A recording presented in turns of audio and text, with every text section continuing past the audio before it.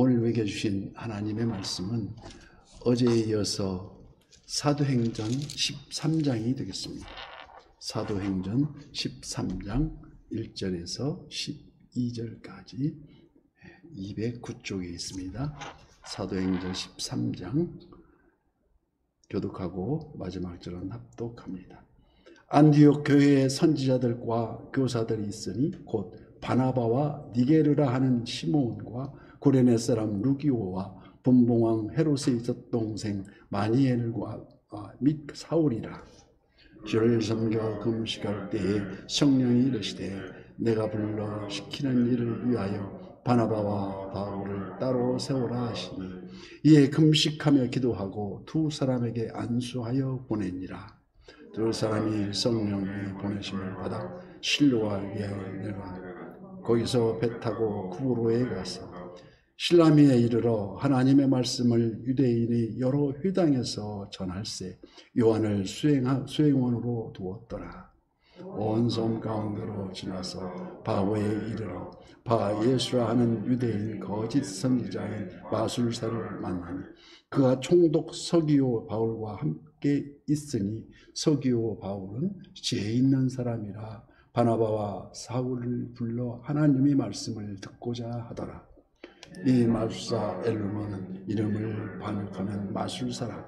그들을 대적하여 총독으로 믿지 못하게 힘쓰니 바울이라고 하는 사울이 성령이 충만하여 그를 주목하고 이르되 모든 거짓과 악행이 가득한 자요 마귀의 자식이요 모든 이의 원수요 주의 바른 길을 굽게 하기를 그치지 아니하겠느냐. 보라 이제 주의 손이 내 위에 있으니 네가 맹인이 되어 얼마 동안 해를 보지 못하리라 하니 즉시 안개와 어둠이 그를 덮어 인도할 사람을 두루 구하는지라.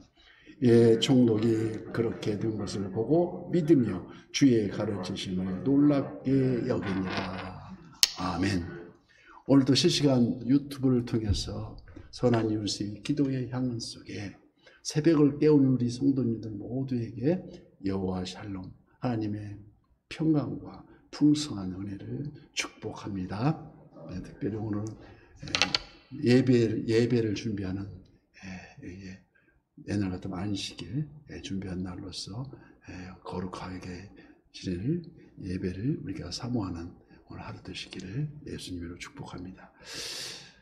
부르심의 과정에서 그 후에는 반드시 보내심이 따릅니다. 그래서 콜링 하나님의 부르심 받으면 이를 도우시는 성령 하나님의 샌딩 보냄이 있다는 것인데 첫째 단계 독생 성자 예수님을 우리 보내심은 이 땅에 보내신 목적이 무엇이었습니까?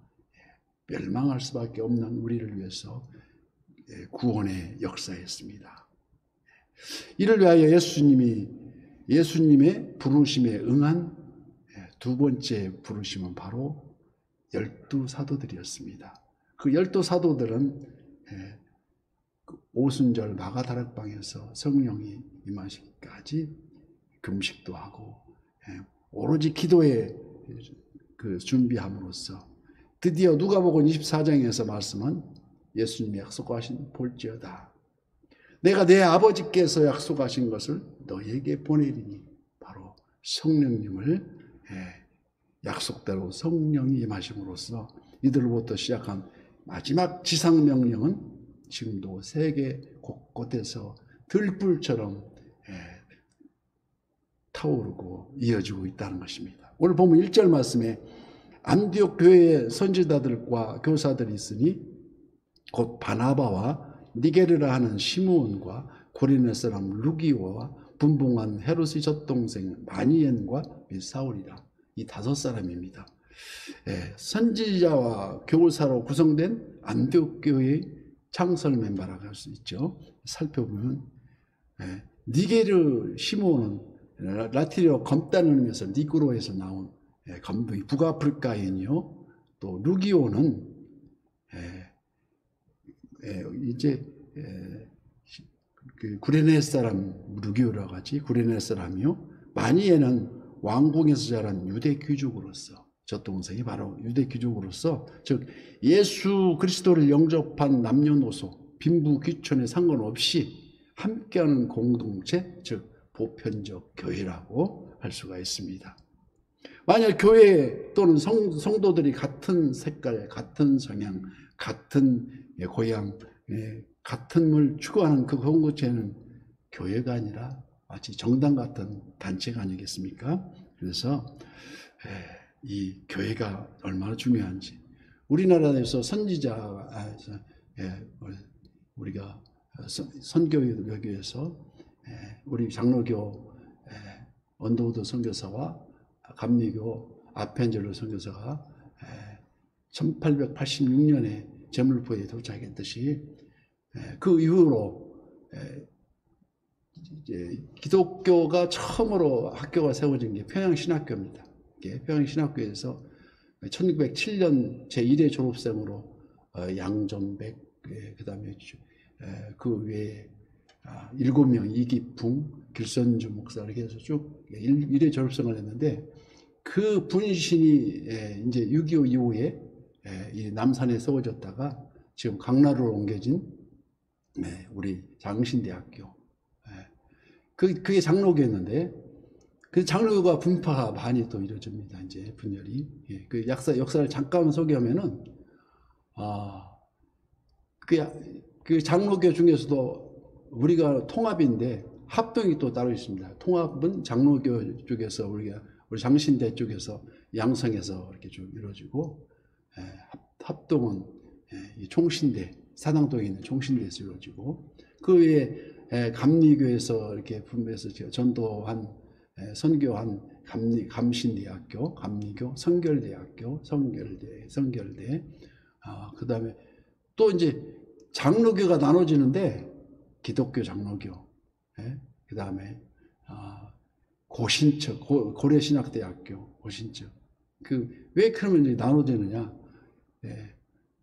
일제 36년사에 1910년부터 1945년 8월 15일까지 36년 동안 지배받으면서 창씨개명 등 자기들이 이런 우상에 절하라는 그런 천황께 절하라는 것을 반대한 주기철 목사님들을 통해서, 그 후에 이게 여러 목사님들이 끝까지 일사각오로 자기 희생 당하면서도 지켰는데, 우리 언더우드 선교사의 이끄는 그 우리 장로교 쪽에서는 이러다가 우리 성도들 다 죽인다, 차라리 그때 일시적 하나님 앞에 무릎 꿇고 기도하면서 일시적 것을 우리 순응해서 우리도 천황께 예비하고, 아니 숭배하고, 우리가 사죄하자. 그런 식으로 이렇게 우리가 우리 쪽에서는 신사참배를 한 겁니다. 그래서 나중에 해방되고 나서 그 사람들이 우리 같이 못 놀겠다, 우리는 따로 할 테니까, 그래서 고려신학대학교를, 고신대를 세워가지고 고신측이라고 합니다. 그 사람들은. 그래서 우리는 장신대, 고신대, 거기다 또 한신대가, 우리는 데모하면 제일 먼저 나오는 게 한신대예요. 이게 기독교 장로교 기장 쪽에 그래 세워져서, 그래서 어떻게 보면은 합동과 통합, 기장, 통합, 고신측, 장신측, 침신대, 성결대, 한신대 막 나눠지니까, 그게 어느 측면에서 보면 기독교가 수많은 교단과 교파로 분리되어 그 현실을 바라보면서 참 안타까운 생각도 들긴 합니다. 그래서 우리말 속담에 떡 줄 사람은 생각도 않는데 김치국도 마신다. 우리 주님 말씀하시기를 마태복음 7장 21절 말씀에 주여 주여 하는 자마다 다 천국에 가는 것이 아니요 내 아버지 뜻대로 행하는 자라야 천국에 들어간다 하는 것이, 우리가 교단에 구애받지 않고 보편적 교회인 안디옥 교회를 우리 바라보면서 일치단결하는 공동체가 될 수 있던 것은 단 한 가지 이유. 어떤 이유입니까? 2절 말씀과 같이 주를 섬겨 금식할 때에 성령이 이르시되 내가 불러시키는 일을 위하여 바나바와 사울을 따로 세우라. 여기 주를 섬겨 금식할 때라는 것은 세상의 헛된 것을 다 끊어버리고 깨끗한 심령으로 다시는 거듭하지 않는, 잘못하지 않는 회개의 영을 맺어서 영원하신 주님만을 바라보며 오로지 예배, 우리 예배를 준비하는 날이지만 오로지 예배 찬양 드림에 자기 인생을 거는, 그의 자기의 삶이 바로 예배가 되는 그런 공동체를 말합니다. 그 안디옥 교인들이 금식하며 기도하고 예배하는 동안에 이방 선교의 비전을 깨닫게 되어서 더 나아가서 그 안디옥 교회는 바나바와 사울이 이방 선교사로 파송됩니다.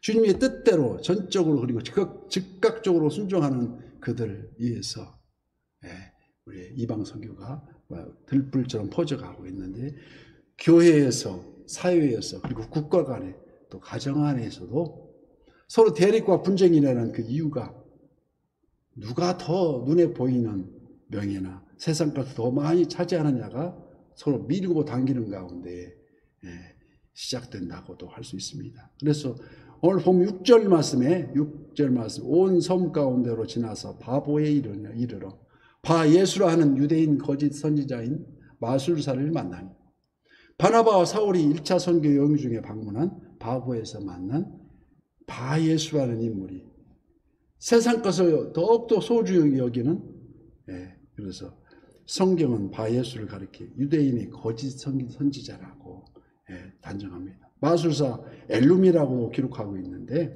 바 예수라 하면 문자적으로 예수의 아들, 여호수아의 아들이라는 뜻으로 유대식 이름인데, 유대인은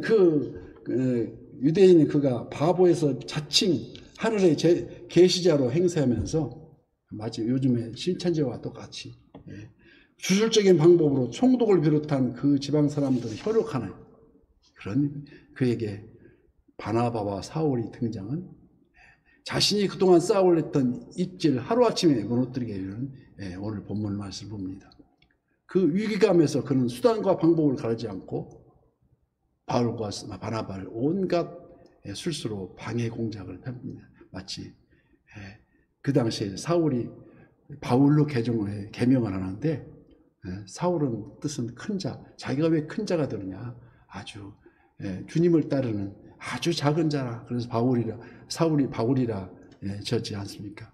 오늘 보면 9절의 말씀, 바울이라 하는 사울이 성령이 충만하여 그를 주목하여 이르되 모든 거짓과 악행이 가득한 자요 마귀의 자식이요 모든 이 의의 원수요 주의 바른 길을 굽게 하기를 그치지 아니하겠느냐고 호통을 칩니다.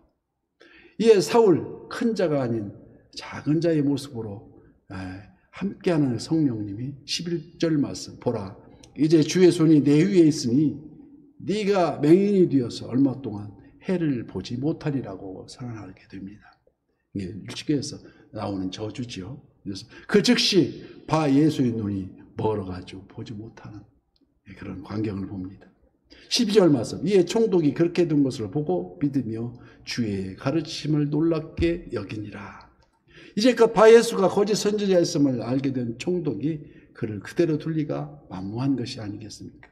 이처럼 눈에 보이는 세상 것을 인생 최고의 목적으로 삼고 살던 바 예수를 가리켜 성경은 거짓과 악행이 가득한 자요 마귀의 자식이요 모든 의의 원수라고 기록하고 있습니다. 반면 자신의 기득권을 단호히 포기하고 오직 하나님 말씀에 전적으로 순종하여서 1차 선교 여행을 떠난 바나바와 바울을 성령 충만한 사람으로 칭송합니다. 그래서 즉 성령 충만한 삶이란 지금도 동행하시는 눈으로 식별할 수 없는 무소부재의 영, 성령 하나님과의 동행만이 인생 목적인 삶을 바로 의미하는, 바로 그게 삶이 예배가 되는 인생. 그 속에서 하나님의 말씀이 살아 숨쉬고 전적으로 순종할 수 있는, 그래서 성령으로 아니하고는 누구든지 예수를 주라 시인할 수가 없다는 것입니다. 입으로만 주여 주여 한다고 다 천국에 가는 게 아니라는 게 이 뜻입니다.